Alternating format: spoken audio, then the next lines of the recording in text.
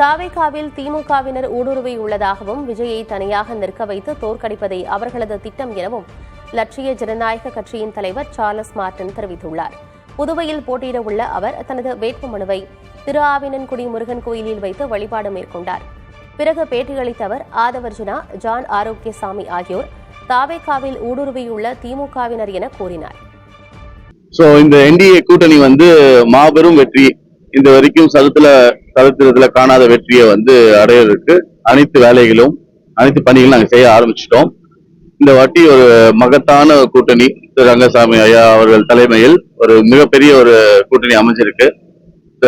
Central government, BJP இன்னைக்கு ஆட்சியில் இருக்கிற கவர்மெண்ட்டும், அதிமுக, அது போக எல்ஜேகே பாஜக கட்சியும் இணைஞ்சு இந்த வாட்டி ஒரு பெரிய ஒரு மாற்றத்தை கொண்டு வர்றதுக்கு நாங்க ஒரு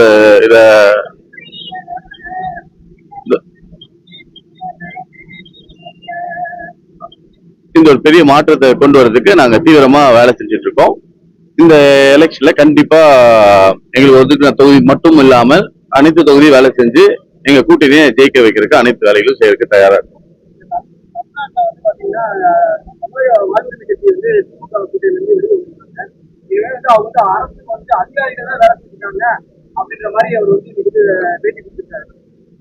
திமுக பொறுத்த வரைக்கும் அவங்க எப்பவுமே அவங்க ஆக்சுவலா ஆட்சி வரணும் அவசியமே இல்லை. ஏன்னா இங்க ஆபீசர்ஸ், ஐஏஎஸ் ஆபீசர்ஸ் தான் ஆக்சுவலா வேலையை செஞ்சாங்க. அது போக அதுக்கு எலெக்ஷன் வச்சு அது ஜெயிச்சு அந்த ஆட்சியில உட்கார்றதுக்கு தேவையில்லை. அங்க இருக்கவங்க எல்லாருமே பாத்தீங்கன்னா ஆபீசர்ஸ் தான் ஃபுல் கண்ட்ரோல், ஆபீசர்ஸ் தான் இந்த ஆட்சியை நடத்திட்டு இருந்தாங்க. அது ஐபிஎஸ்ஆ இருக்கட்டும், ஐஏஎஸ்ஆ இருக்கட்டும். அது பேசாம இதை கூட தமிழ்நாடு கூட யூனிட் டெரிட்டரியா மாத்திடுவாங்க போல, அந்த மாதிரிதான் ஆட்சி நடந்துட்டு இருந்துச்சு. ஆமா, இந்திய கூட்டணி பொறுத்த வரைக்கும் எல்லாமே இங்க எல்லாம் கிளியர் ஆயிடுச்சு. இது பொறுத்த வரைக்கும் என்ன, நம்ம எந்தெந்த தொகுதி யாருக்குங்கிறது மட்டும்தான், அதுவும் ஆல்மோஸ்ட் முடிஞ்சிடும். சோ என்டிஏ கூட்டணி பொறுத்த வரைக்கும் ஒரு கிளாரிட்டி, தெளிவு இருக்குங்க. பட் மத்த கூட்டணி பத்தி எனக்கு தெரியல. நாங்க அது கூட இருந்தனால எல்லாமே கொஞ்சம் அட்வான்ஸா ப்ரிப்பேர் பண்ணி தான் போறோம்.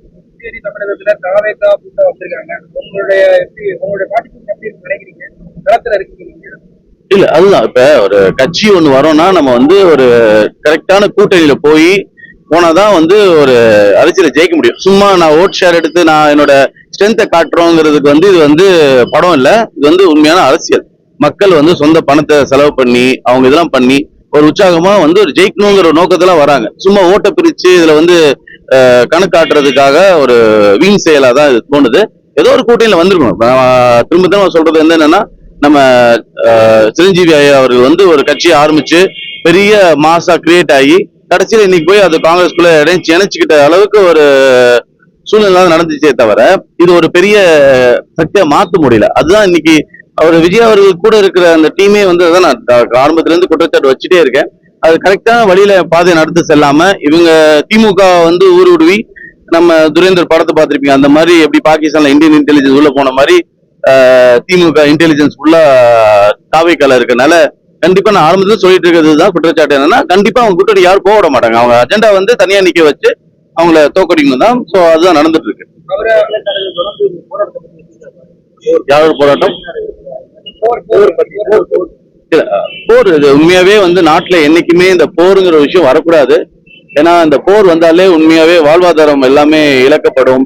ஒரு நல்ல ஒரு சூழ்நிலை இருக்காது. நம்ம தமிழ் மரபு, நம்ம நம்மளோட ஹிஸ்டரி எல்லாம் எடுத்துக்கிட்டோம்னா, நம்ம இந்த போரெல்லாம் எவ்வளவோ பார்த்து வெறுத்து மகாபாரதத்துல நம்ம எவ்வளவோ போரெல்லாம் சந்திச்சுட்டோம். இனி போருக்கான காலம் இல்லை. இது மக்கள் நம்ம அஞ்சு அறிவு படைத்த மிருகங்கள்ல அந்த மிருகத்துக்கே தெளிவான சிந்தனைகள் இருக்கு. அவங்களுக்கே ஒரு சிங்கம் சண்டை போடுச்சுன்னா அவங்களுக்குள்ள அவங்களுக்குன்னு ஒரு டெரிட்டரி பிக்ஸ் பண்ணிட்டாங்கன்னா இன்னொரு டெரிட்டரிக்கு இன்னும் போக மாட்டாங்க. அது ஒரு காட்டுல அமைதியா இவ்வளவு பெரிய மிருகம் இருக்கும் போது அது ஏதோ வாழ்ந்துட்டு போறாங்க. இந்த மாதிரி மனிதர்கள், 6 பேர் உள்ள மனிதர்கள் இந்த தவறை செய்யறது உண்மையாவே கடுமையா கண்டிக்கத்தக்கது.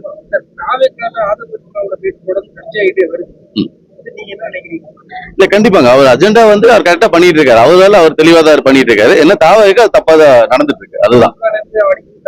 இல்ல, கண்டிப்பா. ஆமா, அவரு ஜான் ஆரோக்கியசாமி, எனக்கு தெரிஞ்சு இவங்க 2 பேரு. அது போக சில இருக்காங்க, அது எனக்கு கன்ஃபார்ம்டா தெரியாது. இது எனக்கு கன்ஃபார்ம்டா தெரிஞ்சுன்னா நான் பேரை ஓப்பனா சொல்றேன்.